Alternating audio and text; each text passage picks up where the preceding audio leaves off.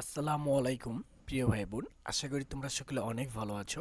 English ম্যাজিকের পক্ষ থেকে তোমাদের সকলকে স্বাগতম। অলরেডি যারা এডমিশন দিবে আসলে ইতিমধ্যে তোমাদের বিইউপি এক্সাম শেষ হয়েছে। সামনে আরও অনেকগুলো ইউনিভার্সিটি এডমিশন, যাদের লক্ষ্য হচ্ছে একটি পাবলিক ইউনিভার্সিটি, মানে এডমিশনটাকে ফোকাস করে পড়াশোনা করতেছো, তাদের জন্য মূলত হচ্ছে ইংলিশ যে বিষয়টা সেটা হচ্ছে অনেকের কাছে অনেক কঠিন। সেখানে হচ্ছে অনেকে পাস নাম্বারটাও আসলে তুলতে পারে না। অন্যান্য সাবজেক্ট পাস করতে পারলেও এটাতে পাস করতে পারে না অনেকে, মূলত ইংলিশ সম্পর্কে ধারণা না থাকার কারণে এটা হয়ে থাকে। আজকে আমরা আলোচনা করব টপ 10 টপিকস নিয়ে। এটা হচ্ছে সকল ইউনিভার্সিটির জন্য, তবে কিছু কিছু ইউনিভার্সিটির জন্য, যেমন হচ্ছে যে চট্টগ্রাম ইউনিভার্সিটি, সেখানের জন্য আবার পিন পয়েন্ট ইরোর দরকার। আবার ঢাকা সিটির জন্য আবার স্পেশালি প্যারালিজম এটা থেকে আসে। তো এগুলো বিষয়ে আসলে আমি ইন্ডিভিজুয়াল কোনো ইউনিভার্সিটির জন্য নয়, এটা হচ্ছে সকল ইউনিভার্সিটির জন্য। মানে অ্যাভারেজভাবে এই 10টা টপিক থেকে প্রশ্ন আসবেই। এই জন্য এই টপ 10 টপিক্স নিয়ে আলোচনা করব, যেটাকে আমরা হট টপিক্সও বলতে পারি। আচ্ছা, শুধুমাত্র আমরা এখানে 10টা টপিকের নামই দেইনি, এগুলাকে আমরা আবার যতটুকু সম্ভব সামারি আকারে আলোচনা করার চেষ্টা করব। সকলে ক্লাসটি শেষ পর্যন্ত দেখবে। যদি ক্লাসটি ভালো লাগে অবশ্যই কিন্তু কমেন্ট বক্সে জানাবে। আচ্ছা, দেখো, প্রথমে যে বিষয়টি নিয়ে আলোচনা করা দরকার বা তোমাদের আসে এডমিশনে, সেটা হচ্ছে কি নাউন। আচ্ছা, এই নাউন থেকে প্রশ্ন পাবেই, নাউন থেকে প্রশ্ন পাবেই, এটা আসলে মোস্ট ইম্পর্ট্যান্ট। নাউনের ভিতর থেকে কোনগুলো আসে, যেমন কাউন্টেবল, আনকাউন্টেবল, কোনটা কোন নাউন, প্রপার, কালেকটিভ, এইগুলো আচ্ছা পরবর্তীতে আমরা আলোচনা করব। নাউন থেকে আসে। এরপর হচ্ছে তোমার use of pronoun and adjective, অর্থাৎ প্রনাউন বা এজেক্টিভ এখান থেকে একটা আসে, বা দুইটার ব্যবহার থেকে। রাইট ফর্ম অফ ভার্বস এখান থেকে আসে।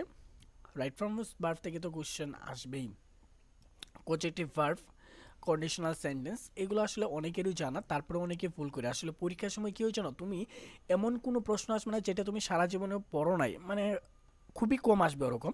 তুমি প্রশ্নগুলো পাবে এরকম যে তুমি পড়ছো, তোমার মনে হচ্ছে যে এটা আমি পড়ছিলাম, হয়তো বা গুরুত্ব দিয়ে পড়ো নাই, এই জন্য তুমি কনফিউজড হয়ে আসছো। এই জন্য সব কিছুকে খুব সুন্দরভাবে পড়বে। এরপর হচ্ছে তোমার ডিফারেন্স, জিরান্ট এবং হচ্ছে পার্টিসিপল, এই দুইটা থেকে প্রশ্ন মানে বারবার আসে, বারবার আসে এখান থেকে, জিরান্ট এবং হচ্ছে পার্টিসিপল। আবার ইনফিনিটিভ থেকেও আসে। এরপর হচ্ছে কি subject verb agreement, appropriate preposition, group verb, spelling. আচ্ছা, এই লাস্টের তিনটা হচ্ছে আসলে memorising part, appropriate preposition, group verb, আর হচ্ছে স্পেলিং। স্পেলিং হচ্ছে অনেকটা প্র্যাকটিসের বিষয়, আবার কিছুটা মুখস্থ করারও বিষয় হয়ে থাকে। আচ্ছা, আমরা যদি নাউনে প্রবেশ করি, নাউনের ক্লাসটাতে প্রবেশ করি, যে নাউন হচ্ছে মূলত 5 প্রকার। নাউন কয় প্রকার? 5 প্রকার।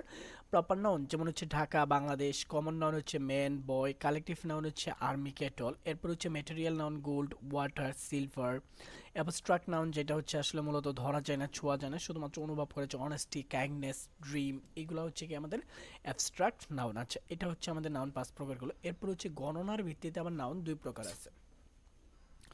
গণনার ভিত্তিতে নাউন 2 প্রকার, একটা হচ্ছে কি কাউন্টেবল নাউন, আর একটা হচ্ছে কি আনকাউন্টেবল নাউন। কাউন্টেবল মানে হচ্ছে যে এটা গণনা করা যায়, যেমন পেন, টেবিল, টু মোবাইলস, টাকা। আচ্ছা, টাকা এবং হচ্ছে মানি, টাকাটা হচ্ছে কাউন্টেবল আর মানি কিন্তু আনকাউন্টেবল, বুঝতে পারছো? আবার দেখো, uncountable information, doubt, hair, rice. আচ্ছা, তুমি এখন বলতে পারো যে চুল, হেয়ার, এটা তো আসলে গণনা করা যায়, তাই না? কিন্তু আসলে তোমাকে যদি বলা হয় তোমার মাথার চুলগুলো তুমি গণনা করো, তুমি কিন্তু পারবে না, শেষ করতে পারবে না। রাইস, তোমাকে যদি বলা হয়, তোমাকে কিন্তু কখনো বলা হয় না যে তুমি 100 রাইস নিয়ে আসো কিংবা 500 পিচ রাইস নিয়ে আসো, এটা কিন্তু বলা হয় না। বা চাউল, তোমাকে বলা হবে কি যে তুমি 1 কেজি কিংবা 2 কেজি, আসলে এটাকে আমরা পরিমাপ করে নিই। আসলে এটা গুণে সম্ভব নয়, মানে গোনা সম্ভব নয়, এই জন্য হচ্ছে কি এগুলো আনকাউন্টেবল নাউনের আন্ডারেই থাকবে। এরপর হচ্ছে প্রনাউন। আচ্ছা, প্রনাউন হচ্ছে নাউনের পরিবর্তে যা বসে সেটাই আসলে প্রনাউন। আচ্ছা, প্রনাউন হচ্ছে কয় প্রকার? আচ্ছা, প্রনাউন হচ্ছে 9 প্রকার। প্রনাউন হচ্ছে কয় প্রকার? 9 প্রকার। প্রনাউন মূলত 9 প্রকার। দেখো, প্রনাউন হচ্ছে 9 টাইপস।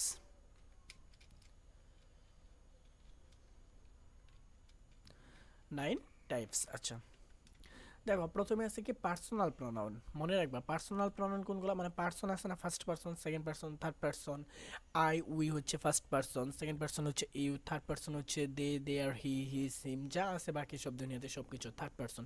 এই পার্সনগুলো হচ্ছে আবার পার্সোনাল প্রনাউন, যেমন আই ইউ উই এগুলো হচ্ছে পার্সোনাল প্রনাউন। আবার পজিটিভ প্রনাউন আছে। পজিটিভ কোনগুলো? যেমন হচ্ছে যে মাই, আওয়ার, দেয়ার, হিজ। অর্থাৎ দেখো পজিটিভ প্রনাউনের পরে অবশ্যই একটা নাউন থাকে। পজিটিভ প্রনাউনের পরে কি থাকে? একটা নাউন থাকে। তুমি কিন্তু কখনো হিজ ব্যবহার করতে পারবে না, তুমি হিসের পরে ব্যবহার করবে যে his pen, their group, our team, my pen, my country, এই যে এরকম। অর্থাৎ এই পজিটিভের পরেই একটা নাউন পাবে অবশ্যই। বুঝতে পারছো? এরপর হচ্ছে কি রিফ্লেক্সিভ প্রনাউন। আচ্ছা রিফ্লেক্সিভ প্রনাউন কোনটা? যেটা হচ্ছে সেলফ এবং হচ্ছে সেলফস যুক্ত। যেমন হচ্ছে my self, yours, himself, your selves বা ইউর সেলফস, আওয়ার সেলফস। এই যে এগুলো হচ্ছে কি রিফ্লেক্সিভ প্রনাউন। এরপর হচ্ছে ইন্টারোগেটিভ প্রনাউন। ইন্টারোগেটিভ প্রনাউন হচ্ছে কি who, which, what, who, which, what, whom, how, এগুলো হচ্ছে কি আমাদের ইন্টারোগেটিভ প্রনাউন। এরপর হচ্ছে রিলেটিভ প্রনাউন হচ্ছে দ্যাট, হুইচ, হোয়াট ও রিলেটিভ প্রনাউন হয়ে থাকে। আচ্ছা এরপর রেসিপ্রোকাল প্রনাউন। রেসিপ্রোকাল প্রনাউন কোনটা? Each other, one another, each other এবং ওয়ান এনেদার, এটা হচ্ছে আমাদের রেসিপ্রোকাল। আচ্ছা ইচ আদার এটা হচ্ছে কি, এবং ওয়ান এনেদার এই দুইটা হচ্ছে আমাদের রেসিপ্রোকাল। এরপর হচ্ছে কি ডিস্ট্রিবিউটিভ প্রনাউন হচ্ছে এদার, নেদার, এরকম। এরপর হচ্ছে ডেমনস্ট্রেটিভ। ডেমনস্ট্রেটিভ প্রনাউন হচ্ছে কি দিস, দ্যাট, দিজ, দোজ। এছাড়াও রয়েছে কি দিজ, দোজ, এগুলো হচ্ছে ডেমনস্ট্রেটিভ প্রনাউন। আছে ইনডিফিনিট। ইনডিফিনিট মানে কি অনির্দিষ্ট কিছু প্রনাউন। অনির্দিষ্ট করে বোঝায় না যে সামওয়ান, সামবডি। মনে করো এটা আসলে অনেকেই বুঝে না। ইনডিফিনিট মানে হচ্ছে অনির্দিষ্ট করে, সামওয়ান, এনিবডি, সামবডি। যেমন ধরো তোমার ক্লাসে এসে যদি তোমার টিচার বলে যে কি এই প্রশ্নের অ্যান্সারটি দিতে পারবে, সামবডি, এনিবডি, এনিওয়ান, এনিওয়ান, এরকম করে বলে না। অর্থাৎ অনির্দিষ্ট করে বোঝানোর জন্য ইনডিফিনিট প্রনাউনটা ব্যবহার করা হয়। তাহলে প্রনাউন হচ্ছে কয় প্রকার? 9 প্রকার। এই 9 প্রকার প্রনাউনের ভিতর কোনটা কোন প্রনাউন এটা তোমাকে জানতে হবে অবশ্যই। এরপর হচ্ছে কি এজেক্টিভ। আচ্ছা এজেক্টিভ নিয়ে বলার আগে বলতে হচ্ছে এজেক্টিভ চিনতে হলে তোমাকে নাউন চিনতে হবে। আসলে নাউনের উপর ডিপেন্ড করে এজেক্টিভ। বুঝতে পারছো? নাউন বা প্রনাউনের দোষ, গুণ, অবস্থা, সংখ্যা, পরিমাপ ও প্রকাশক শব্দকে এজেক্টিভ বলা হয়ে থাকে। এগুলো আসলে বাচ্চাদের পড়া। Position of adjective. Position of adjective হচ্ছে দুইটা। পজিশন অফ এজেক্টিভ হচ্ছে কি দুইটা, অর্থাৎ এই এজেক্টিভ দুই জায়গায় বসে। একটা হচ্ছে নাউনের পূর্বে বসবে, অর্থাৎ নাউনের পূর্বে বসবে। যেমন এটা দেখো, দ্য পোর ম্যান, এই যে দিয়ে পোরটা, পোর ম্যান কি, দ্য পোর ম্যান অর্থাৎ গরিব মানুষটি উইল গেট দ্য ফোন। আচ্ছা ফোনটি হচ্ছে কি এই গরিব ব্যক্তিটি পাবে, আচ্ছা বা মানুষটি পাবে। এই যে দেখো পোর, এটা হচ্ছে নাউনের পূর্বে বসছে। এটা হচ্ছে কি একটা পজিশন তার। আর দ্বিতীয় পজিশনটা হচ্ছে তোমার নাউনের পরে কিছু থাকবে, তারপরে এডজেক্টিভ থাকতে পারে। যেমন ধরো দ্য ম্যান ইজ পোর, লোকটি গরিব। The man is poor, the man is poor. এই যে দেখো পোর। আচ্ছা এই পোরটা দেখো কোথায় বসছে? এটা শেষে বসছে। এটা কিন্তু নাউনের সাথে বসে নাই। কিন্তু এই গরিবটা কি? এই গরিবটা কিন্তু ওই মানুষই, তাকেই বোঝানো হচ্ছে। আচ্ছা দেখো এডজেক্টিভ তুমি কিভাবে চিনবা? অনেক সময় কিছু শব্দ থাকে যেখানে আমরা আসলে চিনতে পারি না। যেমন দেখো আসলে প্রথম যে সিকোয়েন্সটা তিনটা, অর্থাৎ প্রথমে অ্যাডভার্ব থাকে, এডজেক্টিভ, এরপর হচ্ছে নাউন, এরকম একটা সিকোয়েন্স থাকে। এরপর আরেকটা থাকে article plus adjective plus noun. আবার এরকমও তুমি পাবা ফুল স্টপের পরে। এই যে দেখো এটা হচ্ছে মনে করো তোমার ফুল স্টপ। এই ফুল স্টপের পরে যদি দুইটা ওয়ার্ড থাকে, একটা হবে নাউন এবং তার আগেরটা হবে এডজেক্টিভ, অর্থাৎ adjective, noun plus full stop. এগুলো ভাবে তোমাকে ধরতে হবে যে আসলে এটা কোন পার্সোপিসে পড়ে। এরপর পজিটিভ ভার্ব। আচ্ছা পজিটিভ ভার্ব বলার আগে আমি তোমাকে একটা উদাহরণ দিই। ছোটবেলা অনেক বলছি না বা শুনেছ কথাটি হয়তো, যে মা শিশুকে চাঁদ দেখাচ্ছেন। মা শিশুকে চাঁদ দেখাচ্ছেন। কিংবা তুমি বলতে পারো আরেকটা শব্দ সিমিলারলি, সাপুরে সাপ খেলাচ্ছেন। সাপুরে সাপ খেলাচ্ছেন, মা শিশুকে চাঁদ দেখাচ্ছেন। এখানে আসলে একজন ব্যক্তি কিংবা একজনের দ্বারা অন্যজন কাজ করিয়ে নিচ্ছেন। সাপুরি সাপ খেলাচ্ছেন, এই খেলাটা খেলতেছে মূলত সাপ, কিন্তু এই কাজটা এই যে সাপুরে ব্যক্তি তিনি করিয়ে নিচ্ছেন সাপের দ্বারা। একজনের কাজ অন্যজনের যারা যখন অসংগঠিত হয় সেটা হচ্ছে কজিটিভ ভার্ব, বা বাংলায় এটাকে বলে প্রযোজক ক্রিয়া।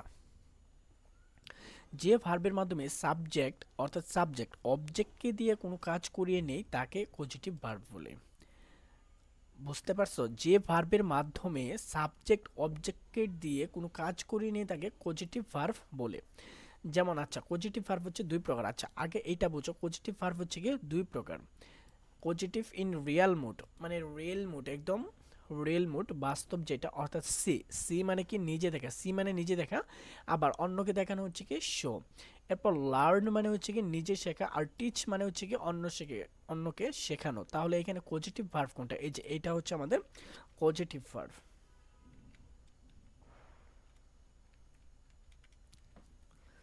পজিটিভ ভার্ব হচ্ছে এইটা, শো মানে অন্যকে দেখানো, অর্থাৎ একজনের কাজ অন্যজন করানো। এরপর হচ্ছে লার্ন মানে নিজে শেখা, টিচ মানে অন্যকে শেখানো, নিজে শেখা না কিন্তু অন্যকে শেখানো, টিচ। এটা হচ্ছে আমাদের পজিটিভ ভার্ব। এটা গেল আমাদের পজিটিভ ভার্বের রিয়েল মুড। আরেকটা মুড আছে তার, পজিটিভ ইন এক্সিস্টেন্ট মুড, অর্থাৎ অন্য একটা ভার্বের সাহায্য নিয়ে যখন আমরা একটা পজিটিভ ভার্ব বা হচ্ছে যে প্রযোজক ক্রিয়া তৈরি করি সেগুলোকে হচ্ছে এক্সিস্টেন্ট বলা হচ্ছে। যেমন make, let, help, get, have. Get, have, get, have, এটাকে এভাবে মুখস্থ রাখবে একদম। মেক, লেট, হেল্প, এই তিনটাকে মেক, লেট, হেল্প এবং গেট, হ্যাভ, এইগুলো। আচ্ছা দেখো এগুলো কিভাবে ব্যবহার হয়ে থাকে। যেমন দেখো, হি মেক্স মি হ্যাপি, সে আমাকে, হি মেক্স মি হ্যাপি, অর্থাৎ দেখো তুমি এই যে হ্যাপির যে কাজটা সেইটা তুমি মি অর্থাৎ যে অবজেক্ট তার দ্বারা করিয়ে নিচ্ছ, অর্থাৎ তুমি নিজে নিজে হ্যাপি হচ্ছ না, তার দ্বারা হ্যাপি হচ্ছ, অর্থাৎ সে তোমাকে হ্যাপি করে দিচ্ছে। এই যে দেখো, তাহলে আমাদের সংজ্ঞার সাথে মিললো কিনা। অর্থাৎ তুমি যখন এইটা পড়বে যে যে ভার্ব সাবজেক্ট মাধ্যমে সাবজেক্ট অবজেক্টকে দিয়ে কোনো কাজ করিয়ে নিচ্ছে, অর্থাৎ অবজেক্ট এই বাক্যে অবজেক্টটাকে, এই যে এখানে দেখো এটা হচ্ছে আমাদের সাবজেক্ট হি, অবজেক্টটাকে মি, অবজেক্টটা হচ্ছে কি মি। দেখো সাবজেক্ট হ্যাপি হচ্ছে কিন্তু এই মি অর্থাৎ তার দ্বারা হচ্ছে, আরেকজনের দ্বারা হচ্ছে, হি মেক্স মি হ্যাপি।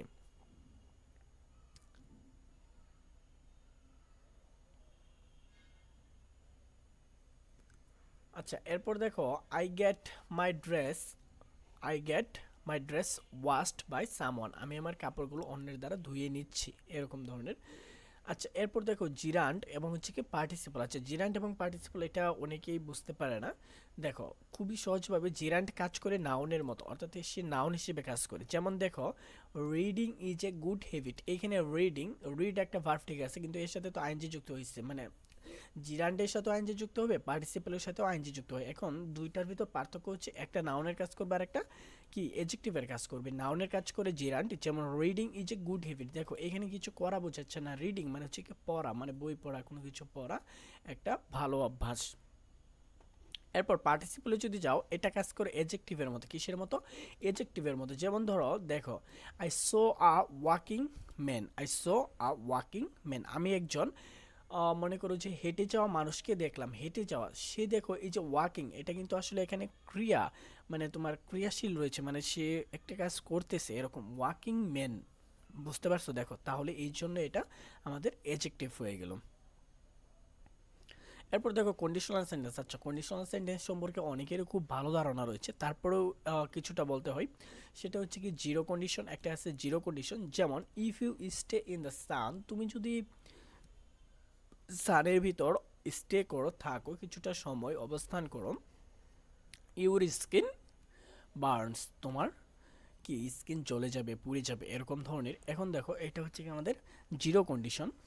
এরপর হচ্ছে কি ফার্স্ট কন্ডিশন। কন্ডিশন হচ্ছে চারটা, zero condition, first condition, second condition, third condition, চারটা কন্ডিশন। ফার্স্ট কন্ডিশন কোনটা? যেখানে ইফ ইউ নিড মি, যদি আমাকে দরকার পড়ে, দরকার হয়, you can call me, you can call me, তুমি আমাকে কল দিতে পারো।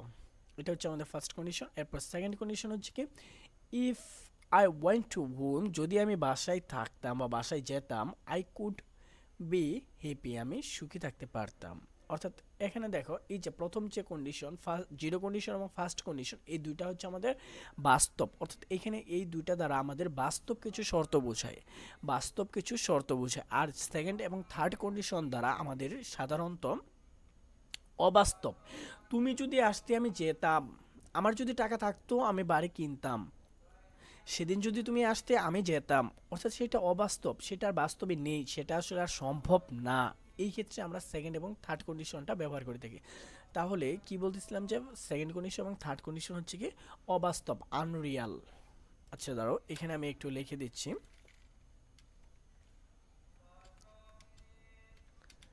সেকেন্ড কন্ডিশন এবং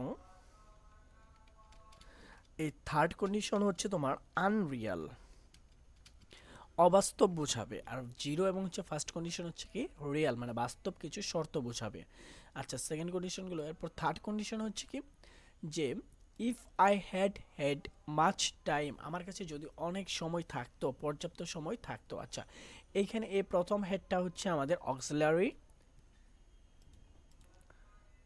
আর এই হেডটা হচ্ছে আমাদের মেইন ভার্ব, এটা হচ্ছে কি আমাদের মেইন হেড, অর্থাৎ এই হেডটা হচ্ছে আমাদের স্ট্রাকচার হেড এইখানে।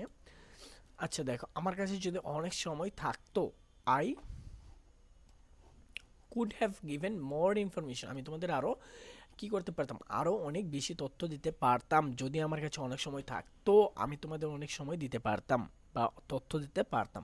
এটা হচ্ছে আমাদের অবাস্তব, কারণ আমার কাছে এখন সময় নিয়ে আমি তোমাদের দিতে পারবো না, বা তখন আমি হয়তো পারি নাই, দিতে পারি নাই, সেটা তো শেষ, সেই অবস্থায় অতীতে যাওয়া তো আর সম্ভব নয়, এরকম কিছু। তো আশা করি যদি ক্লাসটি ভালো লাগবে, তোমাদের যদি ভালো লাগে অবশ্যই কমেন্টে জানাবে, আর চ্যানেলটি সাবস্ক্রাইব করে রাখবে যদি তুমি আমাদের পরিবারে নতুন সদস্য হয়ে থাকো।